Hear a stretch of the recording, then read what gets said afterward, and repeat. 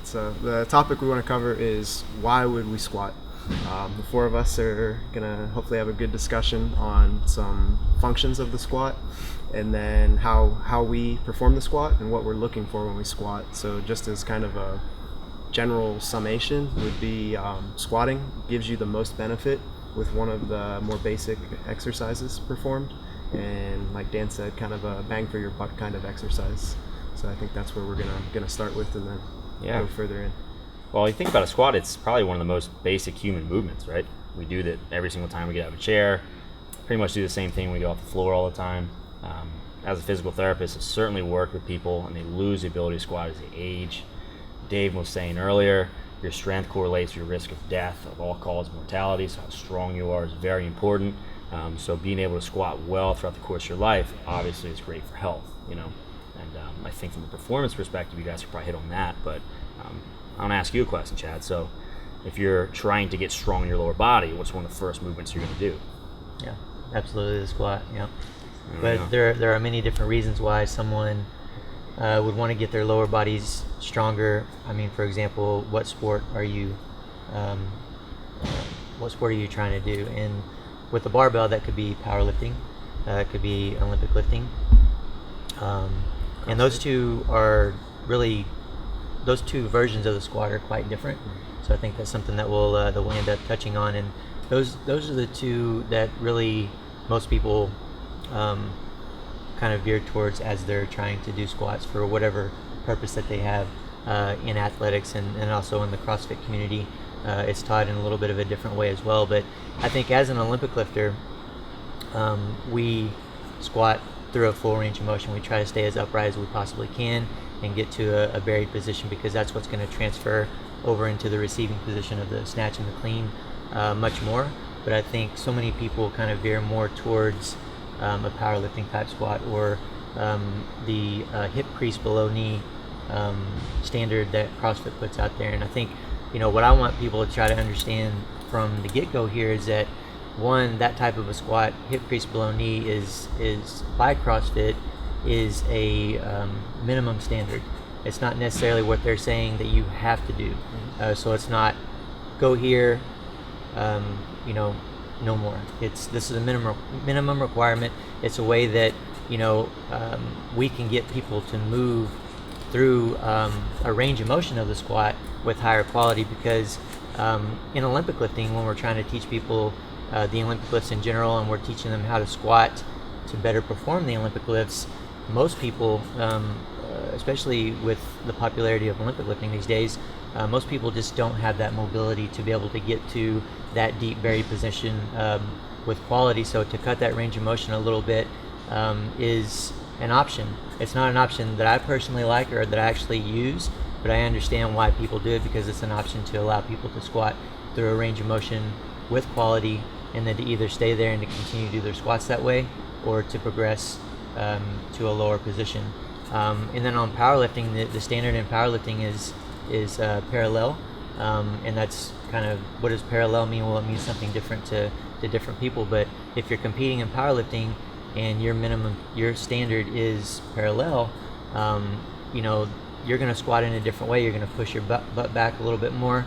I think a lot of people think that in powerlifting too, they go to their heels. Actually, when I watch elite powerlifters do their squat, they don't really go to their heels at all. I see them really more in a midfoot position, but they are pushing their butt back a little bit more. They're creating, this angle in their torso, for example, as opposed to trying to stay upright. So it's a different version of the squat. And I think what I want people to understand is that neither one is right or wrong. It's what is your purpose? What are your goals? What do you want to achieve? And go from there. I think too, and then it's kind of going to be in the same exact thing with what Chad's saying is the purpose of your squat and why you're squatting is, are you squatting for performance standards and training standards, or are you squatting for standards in competition? And I think maybe you can agree or disagree. We run into a lot of people within the CrossFit community that are always training, but in a sense of like a competition standard. Like, well, if I go lower in my squat, I can't lift as much. But they're capable of going lower in their squat. Mm-hmm. They just don't want to do less weight.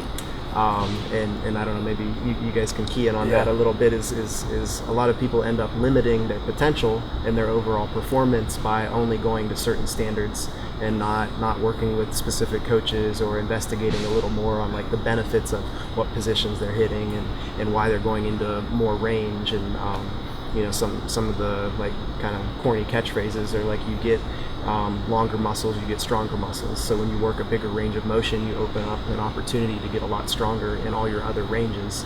I think like for Chad and I, we've spent our whole lives doing full depth, bottoming out back squats. I don't think it's very difficult for he or I to go in and do a parallel squat or a box squat with significantly more than what we can do in a full bottom squat, because we end up going through a lot of those ranges of motion anyways. So if our ultimate goal when we're working with athletes is to increase their max potential and make them the best mover that they can be, we want to look at the mobility issues that they may or may not have, and some of it a lot of times is just perception and how they feel in a squat. Feeling weak in a position isn't always a bad thing. It's an opportunity to make that weak position strong. So that's kind of what I've always gotten out of watching Chad teach the squat to all of his athletes, and then applying most of all the same principles when I'm teaching my athletes. Is more often than not, it's what intent is your squat with, and a lot of athletes don't understand what the intent is. They're just kind of doing whatever feels good and sometimes even easiest in the moment.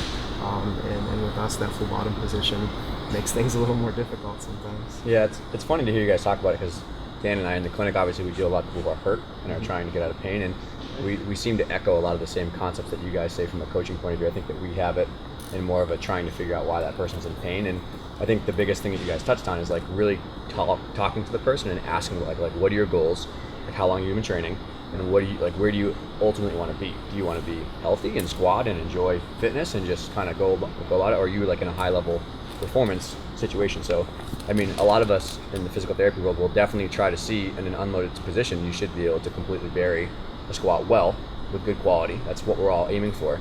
And many people don't have the training age that allows them to have the mobility to do it, the perception, the control, the awareness of it. And it's not that we don't want to say someone like, oh, we want to see it here. It's not going to look the same when you get under a barbell or when you try different squatting variations. So really taking a step back for some people and saying like, do you have all the necessary components of a basic unloaded squat, which is, believe it or not, more complicated than you may think. Some of those things are open to change, some of those things maybe not as much, but figuring out that step first and then saying like, now can we compare that to your goals, where you want to be, and develop a roadmap for you to help you get there.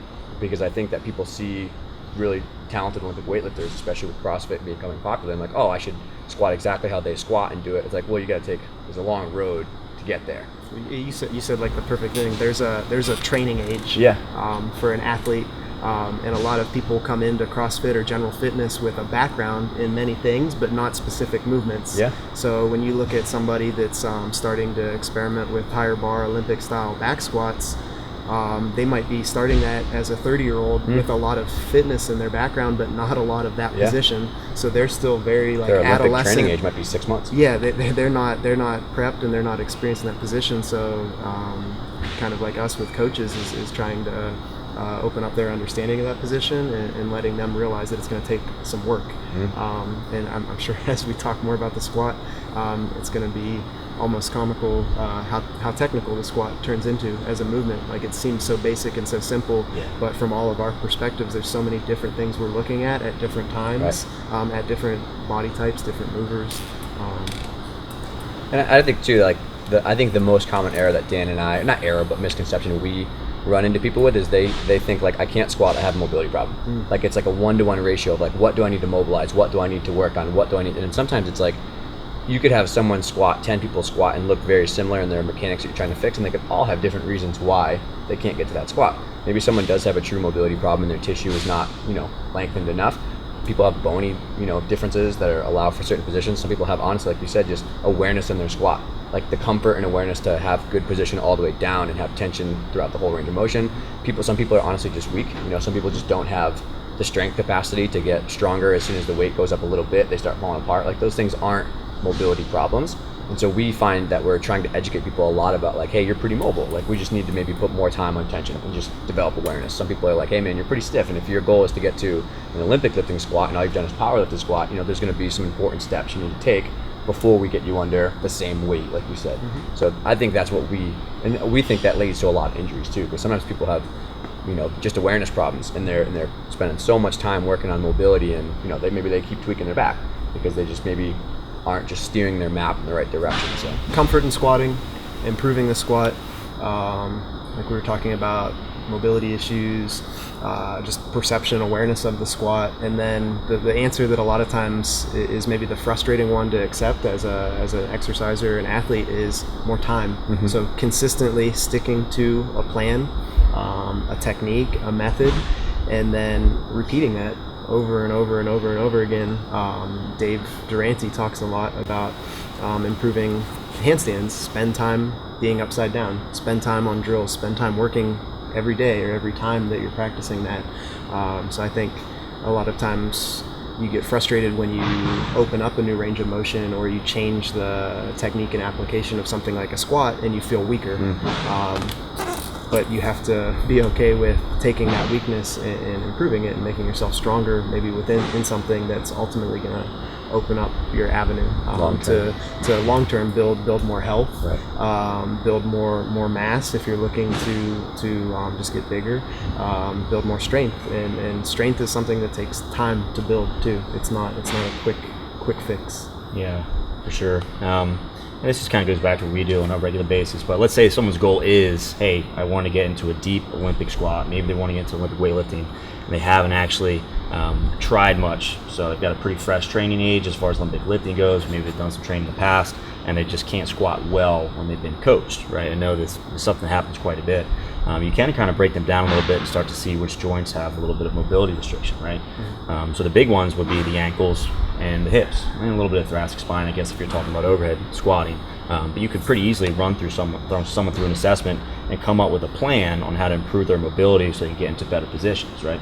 And as you start to progress them, maybe we're not squatting super deep to start, but work on the basic mechanics like the hip hinge, and then making sure the torso is upright, starting to feel that position, and maybe giving them something like a heel lift so they can get into a deeper position while they're trying to improve. Do you have any thoughts on the heel lift, Shan? Yeah, I definitely use elevated heel a lot just to cheat the position to make the movement easier. And when you do that, if anyone is struggling with the quality in a full range of motion squat, whatever that problem is, it doesn't matter if it's in the ankles or the hips, the hamstrings, wherever their limitation is, it's going to make their squat look and feel better by lifting their heels.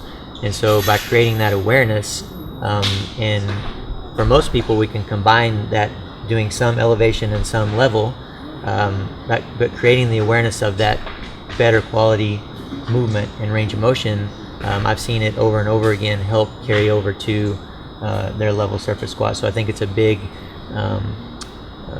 aid that people can use.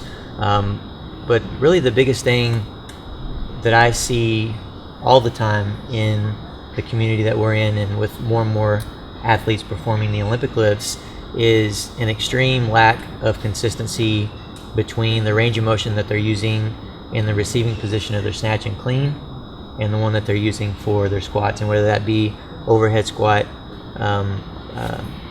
front squat, those two obviously should be a complete mimic of the receiving position in the snatch and the clean, but also the high bar back squat. I mean, I see it all the time in elite level athletes, and even some elite level weightlifters or national level weightlifters or whatever. When I watch them squat, their range of motion is different, and I just don't at all understand that, because the squat, when we're talking about Olympic lifting, should be your preparation for those receiving positions, and you're not getting any regular mobility work or maintenance and strength in that bottom position if you're not using it.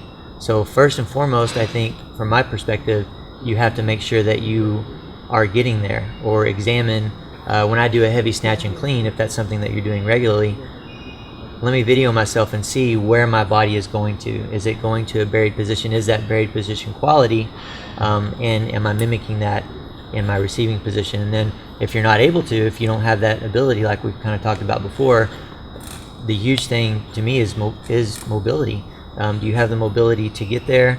Are you comfortable in that bottom position? And then can we get it strong? And we talk about spending years on strengthening the squat and becoming more aware of it and becoming better, yes, but there may be a lot of people that need to spend years on mobility to change their mobility to be able to develop a higher quality. And honestly, I just don't think there's that many athletes that are going to be willing to do that they're going to have that personal responsibility to take those steps back for that long of a period of time. I've honestly only come across a couple athletes that were really willing to put those years in if they needed it.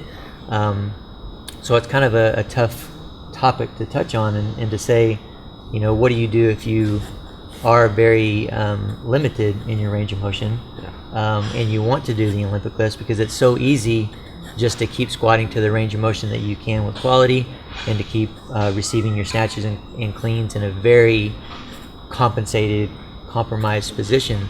And so I think the big thing for people is, one, are you consistent in your range of motion, in your receiving positions and the squats that you're doing?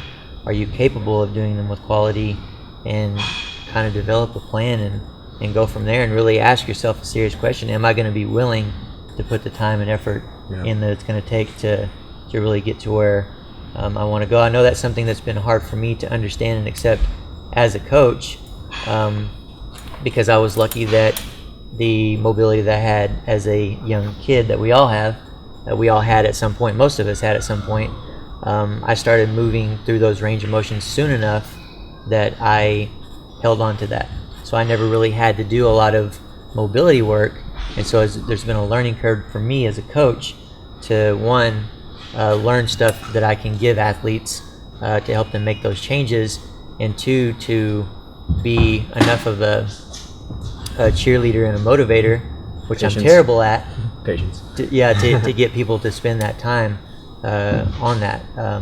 I think as a coach, that's my biggest weakness, because I don't understand, if you want something to be done as an athlete, why don't you have the personal responsibility to do it? Get it done.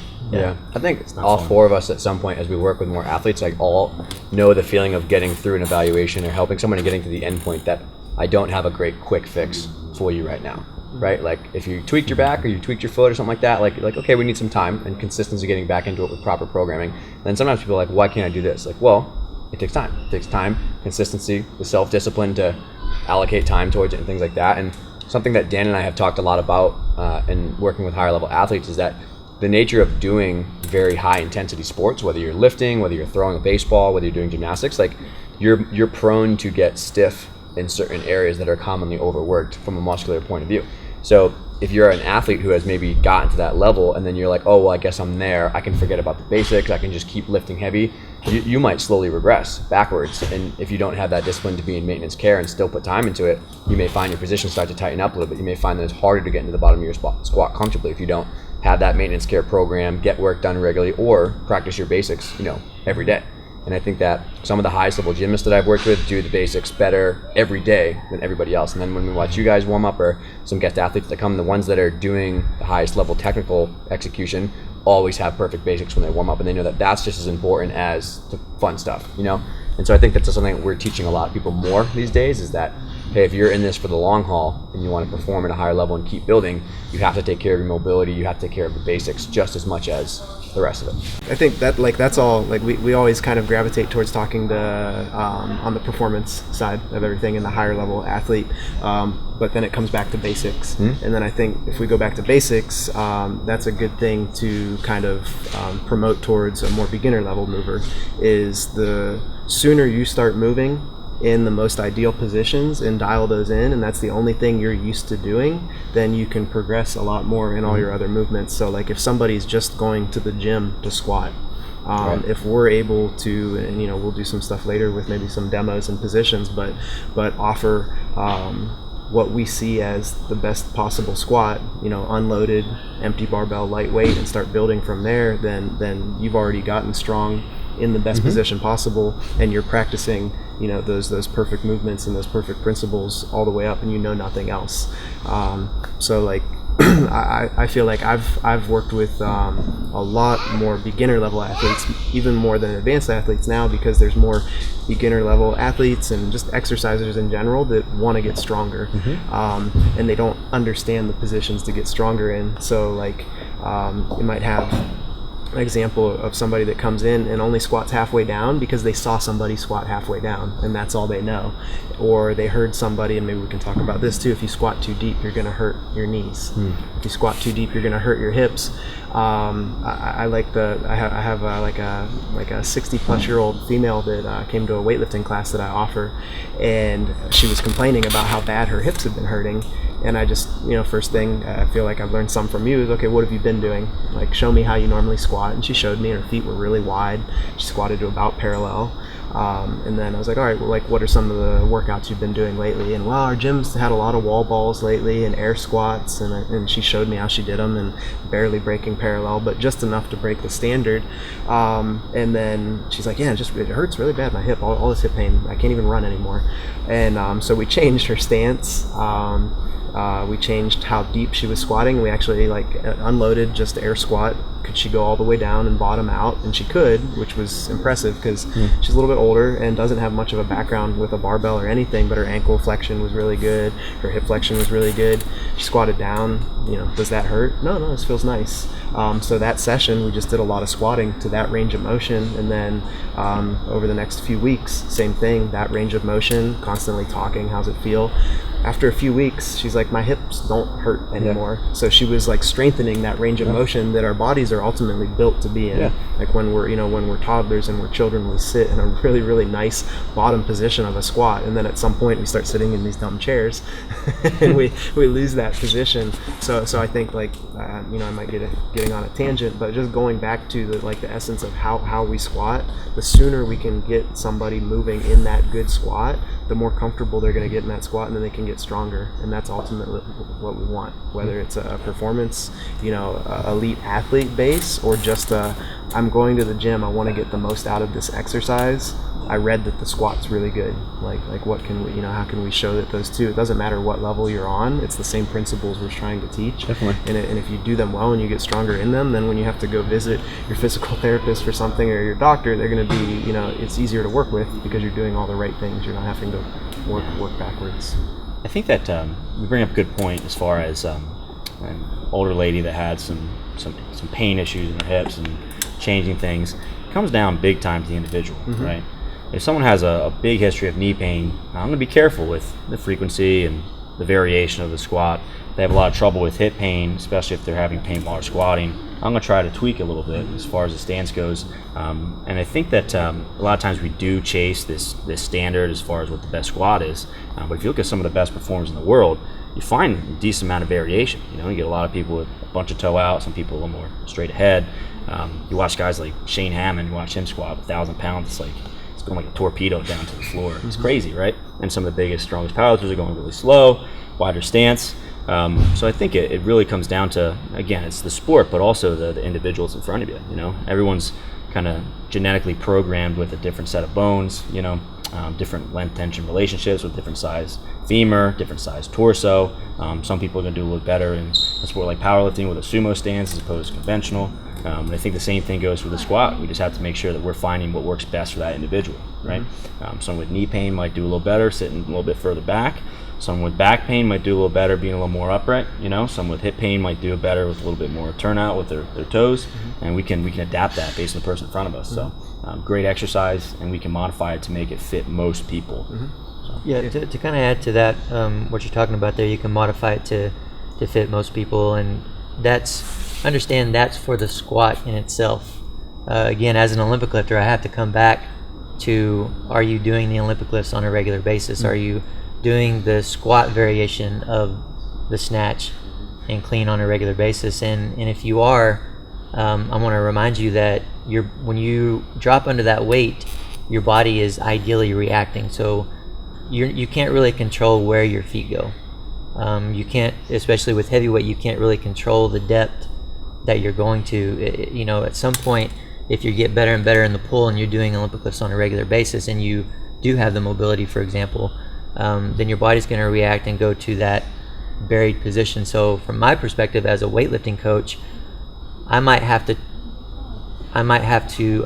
try to force your squat into a certain stance in different positions, whereas someone else that is just using the squat for the squat and not for the Olympic lifts, you can be more individualized with it. But for Olympic lifting, if we want to prepare that squat for the receiving position, our feet probably need to be in kind of what I would call a higher quality position for the Olympic lifts, which I would say is about shoulder width apart or slightly outside of that, with probably the toes only slightly turned out. Because otherwise, if you're working wider than that with your toes turned out, say at a 45-degree angle, then what I've experienced as an athlete and as a coach is that individual is probably going to jump out slightly wider than that and probably turn out slightly wider than that in the receiving position of their snatch and clean. So it's so important from the Olympic lifting side of things to make sure that you do have the ability, the mobility, and the strength to do a high quality buried squat with a certain setup. And I think too, like what you guys are both saying, is the ultimate goal is getting comfortable in those positions. So like depending on what your intent is, like we're weightlifters, we're coaching weightlifters, so we're wanting you to be, mobile and comfortable and strong in what we would call like the perfect squat position for you and what looks best. And then like on the physical therapy side or the general performer GPP side, you're kind of still looking for that. You're trying to find that most comfortable stance that's going to transfer to the most things and make it as comfortable and then strong as possible. So like we keep going back to, like, if you're watching this, is what are your goals? Like what are you looking for? Are you a CrossFitter? And if you're a CrossFitter, you're probably wanting to snatch and clean and jerk with your max potential into the most weight you can. So you're going to need to focus in on the type of squat you're doing and making sure that it's transferring to your lifts. So are you back squatting to benefit your front squat and overhead squat and snatch and clean and jerk, and are all of those tying in together? If you're just going to the gym to exercise, then you need to be looking at the functionality of the squat. And fortunately, I'd like to think that as weightlifters, most of the time the way that we're teaching everybody to squat is the most functional and transferable way of squatting, which is going to be finding like that optimal shoulder width stance with like slight turn out of the feet and full range of motion where you're feeling comfortable and you're feeling strong. And then come back to what Tilley's saying is time, like spending the time in those positions and building those positions. It's like anything, the more time you invest, the more valuable that investment is, and the better everything turns out from that. So if you're new to the lifts and you want to get better, I think these are the points that you need to take home. If you've been doing these lifts for a long time and you're stalled in your progress, or you're finding yourself hurt a lot, or you're in pain a lot, then you need to look at how you're moving and make a change with how you're moving, because I think one of the things Chad talks about is like squat therapy. Like what he does is squat therapy and showing people like it should feel therapeutic when you squat. Like your muscles should be sore from squatting, but you shouldn't hurt. Like you should feel good, and it should be an accessory to everything else you're doing. Yeah, I kind of add to what you just touched on there, and you touched on it a little bit earlier when you gave the example of the lady that came to you. One of the things that I get a lot, and it happens at camp when we do the squat station at camp a lot, is that we have a 2-hour session at camp. And this is similar to other things that I do as well. But during that two hours of the squat session, there's a decent amount of talking going on. But there's also, I don't know how many reps of the squat. Yeah. There's lots of reps of the squat. Different variations of the squat. We have people elevating their heels. We have people progressing down to the level surface. We have people doing, general mobility between sets. For some of them, we get to individualized mobility, which means that we've kind of narrowed down where they need the most work. So we're able to kind of go back and forth between what they need mobility-wise and then to a variation of the squat. And different variations of the squat that we use, say an extended arm plate squat where they're holding a plate out here to help offset their position and get them more upright, allows them to go through a better quality, fuller range of motion. But I'd say every rep in the squat that they do during that session is with a pause. So one of the things that Mike and I do a lot in our training and with the athletes that we coach is we do 10-second pauses in the bottom position or 5-second pauses. But especially with the 10-second, well, at a certain weight, you can't really hold yourself up. So it forces people down. And so that's one of the things that we're trying to do in that session. But because we do all of those variations and mobility between, and we force them to pause in the bottom, and they do so many reps during those 2 hours, you would think that they would be trashed the next day. But in so many examples, I have people come up to me personally and say, man, my hips have never felt better, or my knees have never felt better, or whatever it is that may have been hurting them on a regular basis. They come back and say that they either that the pain is not there, or that just in general they feel very good the next day from going through that full range of motion. So I think as Olympic lifters, we are very biased to the full range of motion squat, not only for the Olympic lifts, but for general health as well, because they are moving through a full range of motion. And full range of motion means that not only are they getting their butt as low as possible, but they're bending their knee as much as they can, right?